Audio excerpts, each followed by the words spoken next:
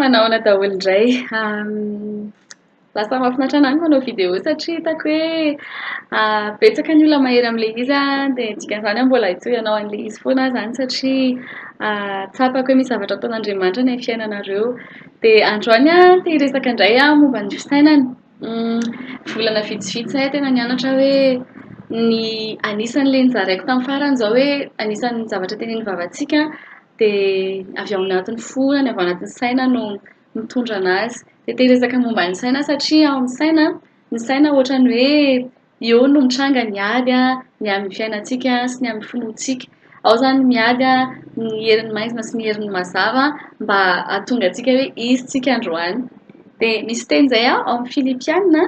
toko 4:15 hozy izy hoe farany rahalahy na inona marina na inona manan-kaja na inona mahitsy na inona madio na inona mateo tia na inona tsara laza raha misy hatsaram-panahy raha misy dera dia hevery zany. Ny tiany Paoly teneny eto ilay hoe hevery ohatran'ny hoe izany atao zavatra mameno ny sainao. Anisan'ny manampy be ny zavatra rehefa manao zavatra isika amin'ny fiainana dia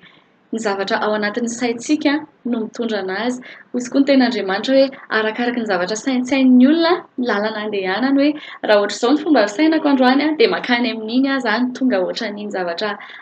eritreretiko ao anatin'ny saiko iny. Dia misy zavatra kely anankiray tena tiako zaraina be satria zavatra mpitranga matetika ilay izy ao anatin'ny fiangonana, ao anatin'ny fiarahamonina kristiana, ny resaka tsy haiko ny miteny anazy amin'ny teny gasy fa ny resaka interprétation izany hoe mieritreritra ianao hoe mahafantatra zavatra nefa amin'ny zavatra mitranga dia ohatran'ny hoe manao fanadihadiana kely ianao anatin'ny sainao nefa tsy tena nanontany. Dia ao anatin'izay ny tena tiako hatongavana hoe matetika indrindra moa zany ny vehivavy tena tao anatin'izany satria izaho vehivavy hoe misy fotoana isika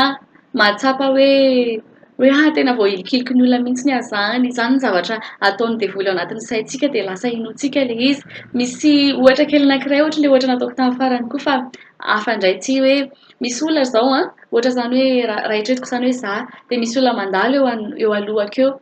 dia ao anatin'izay tsy niarahaba-nahy ilay olona mety hoe tsy hitany ahy zany fa izaho miteny hoe tena miavonavona tamiko mihitsy ilay olona anankiray iny androany dia hanomboka tezitra dia rehefa tsy nidevoly an'izay ao anatin'ny saiko ka manaiky an'izay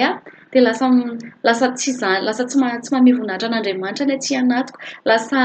manana folentika, lasa tezitra amin'ilay olona, dia lasa mifanaraka amin'iny zavatra ataoko any aoriana any na dia indraindray ary tsy tonga saina amin'ilay izy raha ohatra ka tsy esoriko eo no eo iny dia lasa ohatran'izay. Dia raha ohatra indray ka misy olona mandalo indray dia niarahaba-nahy izy dia mety hoe maimaika izy ohatra dia hozy izy indray za hoe maninona koa izao izy no ohatran'ny sady arahaba sy te arahaba maninona raha tonga dia tsy miarahaba sy ohatran'izany. Azonao ve ilay zavatra tiako tenenina dia izany ny zavatra ataony devoly anatin'ny saintsika dia rehefa vao ekentsika indray izay dia lasa indray mitondra ny fiainantsika dia tena mandoto be antsika ilay izy rehefa avy eo. Dia tamindray avy olona anankiray ka miarahaba izy dia mitsikitsiky dia hozy izy indray ilay devoly ao anatiny hoe tena mety tsara velantsiny mihitsy ny olona iny izay zao dia mety nisy zavatra tadiaviny amiko indray izao matoa izy mitsikitsiky be ohatr'izany. Azonareo ve tena mpitranga be ilay izy amin'ny fiarahamonintsika gasy ary ao anatin'ny saintsika tena be dia be zavatra ohatran'izany fa mila ialatsika ilay izy satria rehefa tsy tenenin'ilay olona ilay zavatra any anatiny dia aza aminanina satria tsy fantatrao Andriamanitra ny tena mandinika ny fon'olona fa tsy tsika. Dia ny ao anatin'ny fontsika ary mbola tsy haintsika tsara satria Andriamanitra ny tena mahafantatra azy dia amin'ny fomba ahoana ary ny ahaizantsika hoe izao mihitsy ny any anatin'ny sainy rano, izao mihitsy ny eritreretiny dia tena tsy izay ilay izy. Nefa ireo olona anankitelo mety niarahabanao ireo, niarahaba-nahy ohatra izany mety hoe tena izay ny tao anatiny, tsy nisy olona tsy tia anahy tao anatin'ireo, tsy nisy olona hoe manana alahelo aminahy fa mba izay fotsiny ny paoziny teo zany. Fa andaontsika tena te-hanao fanamby aminao indray hoe aleo rehefa misy zavatra rehefa tsy tenenin'ilay olona ilay izy dia tsy anaovantsika interprétation dia tena amin'ny zavatra miatra amin'ny zavatra rehetrarehetra izany na resaka fifandraisana io na resaka mandeha hafa ohatran'izany fotsiny satria manimba antsika ilay izy dia manimba ny fifandraisantsika amin'ny hafa dia andaontsika tena hitandrina ao anatin'izay satria tsika koa ao anatin'izay lasa mahatsiaro tena voahilika dia lasa ary matetika ny zavatra ataon'ny devoly anatin'ny saintsika dia na fanameloana na zavatra ratsy dia aza manaiky handrindry saina indray satria ao anatin'ny saintsika ao tena misy ady mandeha ao dia raha avelantsika izy handresy dia lasa iny mitondra ny fiainantsika dia lasa omentsika toerana izy dia lasa afaka miasa dia lasa nefa ny fiainantsika ihany no simbainy ao anatin'izay satria rehefa tsy mba ny fifandraisantsika amin'ny hafa dia lasa simba ny zavatra hafa rehetra nefa ny ten'Andriamanitra miteny hoe tsara sy mahafinaritra rehefa mimpirahalahy ny miara-monina dia nefa rehefa sarahantsika dia lasa tsy mahafinaritra izany. Dia izay no tiako hampaharizana anareo androany dia anankiray koa ao anatin'izay ny resaka fifosana. Tena mpitranga ilay izy eto Madagasikara ary na amin'ny kristiana ary dia indraindray ilay izy mody ataontsika hoe mba eto ambavaka fa ohatran'izao nefa misy olona tena te hifosa fotsiny dia tena te hanome fanamby anao hoe raha ohatra ka tsy eo ilay olona hiaro-tena dia andao izy tsy resahana, raha ohatra ka tsy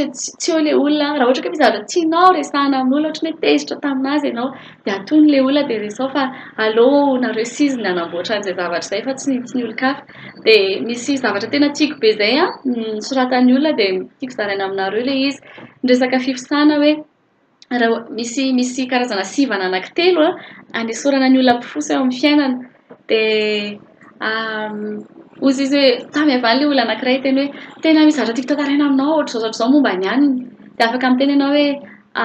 tena mari-potitra ve tena hitanao mihitsy ve ilay izy hoe raha miteny izy hoe dia efa sivana iray izay.